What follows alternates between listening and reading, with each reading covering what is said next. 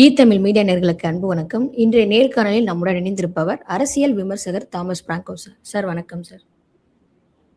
வணக்கம். 2021 சட்டமன்ற தேர்தலை விட இந்த 2026 சட்டமன்ற தேர்தல் அதிகப்படியான மக்கள், அதாவது இப்ப இருக்கிற ஜென்சி கிட்ஸ்ல இருந்து இப்ப இருக்கிற தலைமுறைகள் அதிகமாக அரசியல் பாக்குறாங்களே, இது எதனால நினைக்கிறீங்க? ஒருவேளை விஜய் வருகையினாலதான் அவங்க எல்லாம் பாக்குறாங்க அப்படிங்கிற மாதிரி விஜய் தரப்பினர் சொல்றாங்க. நீங்க எப்படி அதை பாக்குறீங்க? இல்ல, இளையோர் எப்பவுமே பாலிடிக்ஸ்ல ஆக்டிவா இருந்திருக்கிறாங்க. இப்போ சமீப காலமாக அந்த ஆக்டிவ் பாலிடிக்ஸ் அரசியல் சொல்லி கொடுக்கறது குறைஞ்சு போனதுக்கு காரணம், நம்ம கல்லூரி வளாகங்களில் மாணவர் பேரவைகள் நிறுத்தப்பட்டது. அது தொடர்ந்திருந்தால் அவங்களுக்கு ஒரு அரசியல் விமர்சனங்கள் செய்வதற்கு இன்னும் கூடுதலான வாய்ப்புகள் கிடைச்சிருக்கு. எல்லா மாநிலங்களிலும் இந்தியாவில் மட்டுமல்ல, வெளிநாடுகளையும் பார்த்தீங்கன்னு சொன்னா தேர்தல் வரும்போது இளைய சமுதாயம் ஒரு கூர்மையான கண்ணோட்டத்தோடு அதை பார்க்குது. அதை பற்றி இப்ப நம்ம நியூயார்க்ல ஜொரான் மம்தானி ஜெயிச்சாருனாக்கி அதுல இளையோருடைய பின்னணி ஒரு பெரிய பின்னணியாக இருக்கிறது. அதே மாதிரி ஹங்கேரியில இன்னைக்கு 16 ஆண்டுகள் ஆட்சி செய்த ஒரு கொடுங்கோலர் ஆட்சி வீழ்ந்திருக்கிறதுன்னா அதுக்கு பின்னால இளைஞர்களுடைய பங்கு இருக்கு. இங்க இருக்கக்கூடிய இளைஞர்களை பொறுத்தவரையில நாம என்ன பாக்குறோம்னு சொன்னாக்கி, விஜய் கூட்டத்துக்கு நிறைய ரசிகர்கள் வர்றாங்கன்றதான் ஊடகங்கள் காட்டுறதுனால அது நிறைய தெரியுது. ஸ்டாலின் கூட்டத்துக்கு இளைஞர்கள் போகலையா? பார்க்க சொல்லுங்க. உதயநிதி கூட்டத்துக்கு இளைஞர்கள் போகலையா? ராகுல் காந்தி கூட்டத்துக்கு இளைஞர்கள் போகலையா? எல்லா கூட்டத்திலையும் இளைஞர்கள் நிறைய பேர் போறாங்க. அவங்க ஒவ்வொருத்தருக்கும் ஒரு அரசியல் பார்வை இருக்கும். இன்னைக்கு இந்த அரசுக்கு மேல கோபப்படக்கூடிய அளவுல பெரிய தவறுகள் நடக்கல. இப்போ ஜெயலலிதா அவங்க மொத்தமா தோக்குறதுக்கு ஒரு காரணம் அந்த ஒரே ஒரு திருமணமே காரணமா இருந்தது. ஆடம்பர திருமணம் அவங்க செய்து வச்சது. அப்போ ஒரு பெரிய வெறுப்பு உணர்வும் வெறுப்பு அலையும் இருந்தது. இன்னைக்கு அப்படி ஒரு வெறுப்பு இல்லை. இன்னைக்கு அந்த மாதிரி இருக்கக்கூடிய வெறுப்பு என்பது இன்னைக்கு ஒன்றிய அரசுக்கு மேல இருக்கே தவிர மாநில அரசுக்கு மேல இல்லை. அப்போ அந்த ஒன்றிய அரசோட யாரு கூட்டணி வைக்கிறாங்களோ அதே மாதிரி அந்த ஒன்றிய அரசுக்கு எதிர்ப்பு குரல் கொடுக்காதவர்கள். விஜய் இன்னைக்கு என்ன ஸ்டாலின் சார்னு பேசுறாரே தவிர நரேந்திர மோடி அவர்களேனோ அமித்ஷா அவர்களேனோ அவர் இன்னைக்கும் பேசுறதுக்கு தயாரா இல்லை.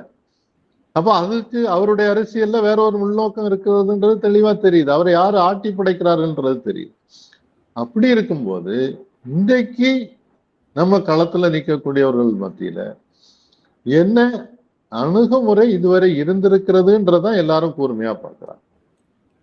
கடைசி பிரச்சாரத்துல பாத்தீங்க அப்படின்னா விஜய் அவர்கள் சொல்லியிருந்தாரு, அதாவது வெஸ்ட் பெங்கால் இருக்கிற மம்தா பானர்ஜி பாத்தீங்க அப்படின்னா நம்ம தமிழ்நாட்டில் இருக்கிற ஸ்டாலின் அவர்கள் பேரையும் மோடி அவர்கள் பேரையும் ஒப்பிட்டு சொல்லியிருந்தாங்க. இது மறைமுக கூட்டணி மோடி அவர்கள் கூட ஸ்டாலின் அவர்களுக்கு இருக்குன்னு சொல்லிட்டு விஜய் பேசியிருந்தாரு கடைசி பிரச்சாரத்துல. அதுவே ஒரு பொய். விஜய் முதல்ல கிராஸ் செக் பண்ணிருக்கணும். கிராஸ் செக் பண்ணாம இதை பேசியிருக்க கூடாது. இது ஒரு ஊடகத்துல சோசியல் மீடியாவில் வந்த ஒரு போஸ்டிங். நான் இம்மீடியட்டா மேற்கு வங்காளத்தோட இருக்கக்கூடிய நண்பர்களோட கிராஸ் செக் பண்ணேன். அங்க எங்கேயாவது அவங்க அந்த மாதிரி பேசினாங்களா? அங்க இருக்கக்கூடிய ஊடகங்கள்ல ஏதாவது வந்திருக்கான்னு சொன்ன போது ஒண்ணுமே இல்லை. அதனால அங்க இருக்கக்கூடியவங்க யாரும் அதுக்கு பதிலும் சொல்லல. ஒரே ஒருத்தர் பதில் சொன்னாரு, அவரு அதுக்கு தகுதி இல்லாதவர். காங்கிரஸ்ல இருந்து ஒருத்தர் பதில் சொன்னார் உத்தரப்பட்டு. உண்மை இல்லாத ஒன்றுக்கு நம்ம பதில் சொல்ல வேண்டிய தேவையில்லை.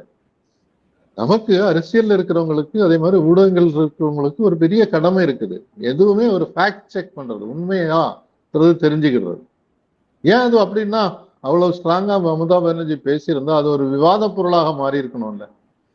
அதுக்கு பிறகு ஸ்டாலின் சொல்றாருல்ல, இந்த டீலிமிட்டேஷன் எக்ஸசைஸ் வந்தபோது பாராளுமன்றத்துல எல்லாரும் சேர்ந்து வாக்களிக்க வேண்டும் என்பதை நான் மம்தா பானர்ஜியிடம் பேசினேன், ராகுல் காந்தியிடம் பேசினேன், அகிலேஷ் யாதவிடம் பேசினேன், தேஜஸ்வி யாதவிடம் பேசினேன் அப்படின்றத அவர் ஓப்பனா சொன்னாரு. இப்ப இவங்களுக்குள்ள ஒரு மோதல் வந்திருந்தனாக்கி அந்த மாதிரி ஒரு பேச்சுவார்த்தையே நடந்திருக்காது இல்லையா? உண்மையே தெரியாமல் அல்லது உண்மை தெரிந்தும் தெரியாமல் நடிக்கிற ஒரு நடிகராக விஜய் செயல்படுறது தவறு, கண்டிக்க தகுந்தது. அது உண்மையே கிடையாது. ஓகே சார், அதே கிராஸ் செக் பண்ணி சொல்லுங்க. ஓகே. இப்போ அதே மாரி இன்னொன்னு சொல்லியிருந்தாரு திமுகன்னு சொல்லி, எடப்பாடி பழனிசாமி அவர்கள டைரக்ட்டா அவர் பேர சொல்லாம, அதாவது இப்ப எடப்பாடில நம்மளோட சின்னத்தையே திருடிட்டாங்க. அவருக்கு தோல்வி பயம் இருக்கு. அதாவது திமுக ஸ்டாலின் அவர்களுக்கும் தோல்வி பயம் இருக்கு. எடப்பாடி அவர்களுக்கும் தோல்வி பயம் இருக்கு. அப்படிங்கிற மாரி சொல்லியிருந்தாரு. ஆனா எடப்பாடி பேரே அவர் சொல்லல. ஆனா இன்டைரக்ட்டா அவரு சொன்னாரு. அது மட்டும் இல்லாம திமுக மற்றும் பலர் அப்படிங்கிறதையும் சொன்னாரு. ஏன் அது இப்படி சொன்னாருன்னு நினைக்கிறீங்க? அதிமுகன்னு ஒரு வேர்டே அவர் யூஸ் பண்ணல. அதாவது அவருக்கு சினிமாவுல இருந்த அதே பழக்கம் ஸ்பீச் எழுதி கொடுக்கறதுக்குன்னு சிலர் இருக்காங்க. அந்த ஸ்பீச் எழுதி கொடுக்கக்கூடியவங்க என்ன எழுதுறாங்களோ அதை படிக்கிறார். அவருக்கு பின்னால இருக்கக்கூடிய ஆட்கள் நெருக்கமானவர்கள் யாருன்னு பாருங்க. ஆதவ் அர்ஜுனா, புஷி ஆனந்த், நிர்மல்குமார், இவங்க எல்லாரும் பாஜகவோட நெருங்கிய தொடர்பில் இருப்பவர்கள். தங்களுடைய பணத்தை பாதுகாப்பதற்காக பிஜேபியினுடைய ஆதரவை தேடுபவர்கள்.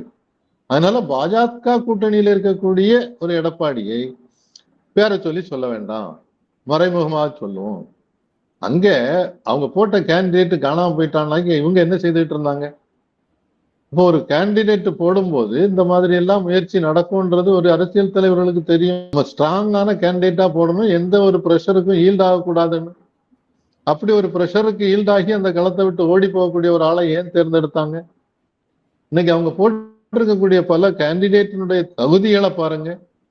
109 பேர் வேற கட்சியில இருந்து இப்ப புதுசா வந்து இவங்க கட்சியில சேர்ந்து அடுத்த நாளே கேண்டிடேட்டா போட்டிருக்காங்க. அப்ப அவங்களுடைய பின்பலம் என்னன்னே தெரியாது.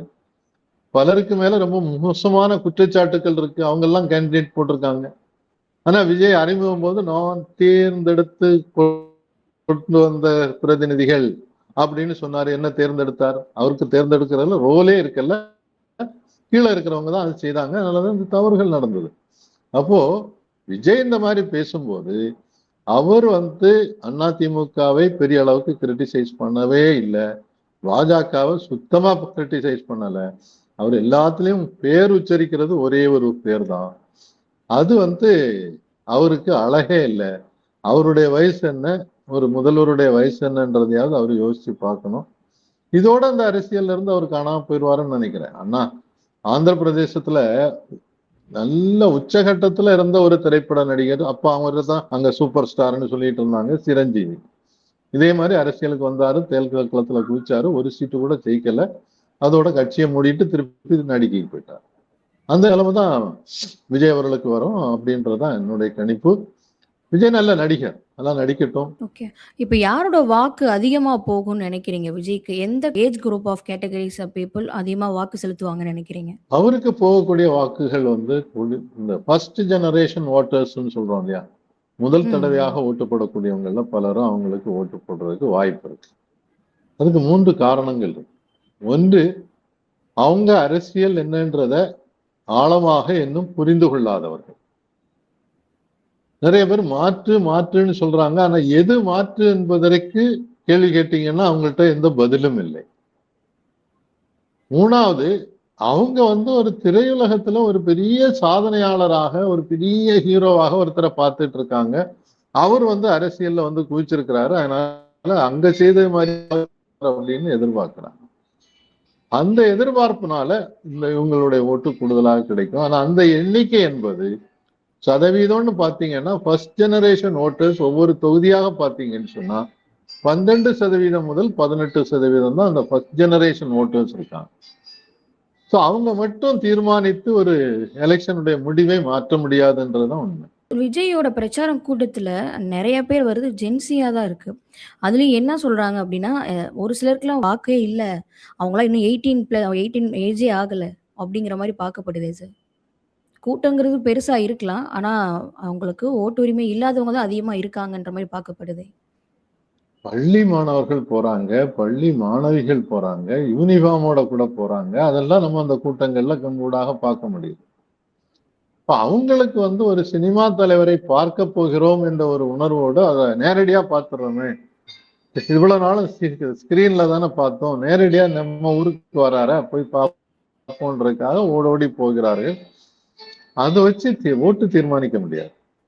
இப்ப நம்ம இதே மாதிரி இங்க உள்ள எந்த பிரபல நடிகர்கள் தெருவுக்கு வந்தாலும் ஒரு பெரிய கூட்டம் கூட தான் செய்யும்.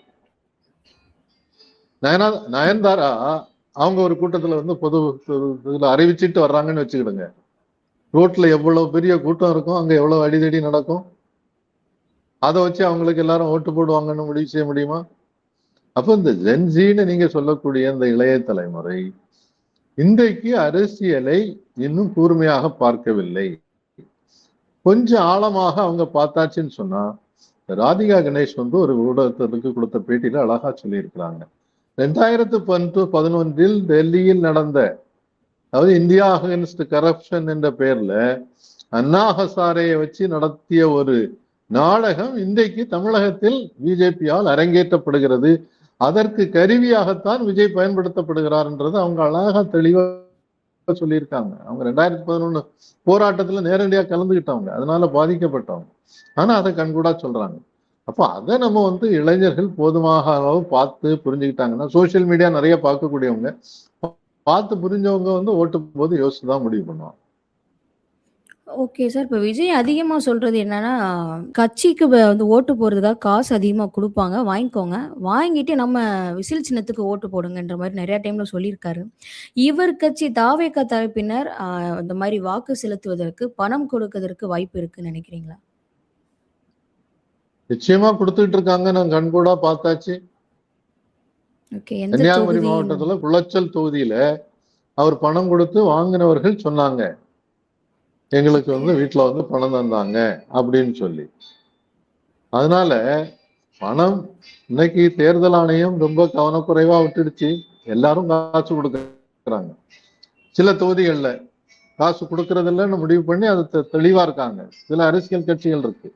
இதே கன்னியாகுமரி மாவட்டத்துல பத்மநாபுரம் தொகுதி, அமைச்சர் மனோ தங்கராஜ் இருந்த தொகுதி, இன்னைக்கு அவருடைய ஆதரவோடு சிபிஎம் போட்டி கொடுக்கிறது. அங்க ஒருத்தருக்கும் யாரும் காசு கொடுக்க, மற்றவங்க காசு கொடுக்காம கண்காணிச்சுட்டு இருக்காங்க. தாவேக்கா உண்மையிலே அப்படி அக்கறை உள்ளவங்கன்னா அவ்வளவு தொண்டர்கள் இருக்காங்கல்ல, வீடு வீடா பணம் கொடுக்கறத தடுத்து நிறுத்தி இருக்கலாமே. அதையா முயற்சி செய்யல? அதையா தேர்தல் ஆணையத்துக்கு கம்ப்ளைண்ட் பண்ணல? பப்ளிக் மீட்டிங்ல சொல்லி என்ன பிரயோஜனம்? ஓகே. ஆனா தாவேகாவினர் பணம் இன்னும் கன்னியாகுமரி அந்த தொகுதியில மட்டும் சொல்றீங்களா? இன்னும் பல்வேறு தொகுதியில குடுத்துட்டு இருக்காங்கன்னு சொல்றீங்களா?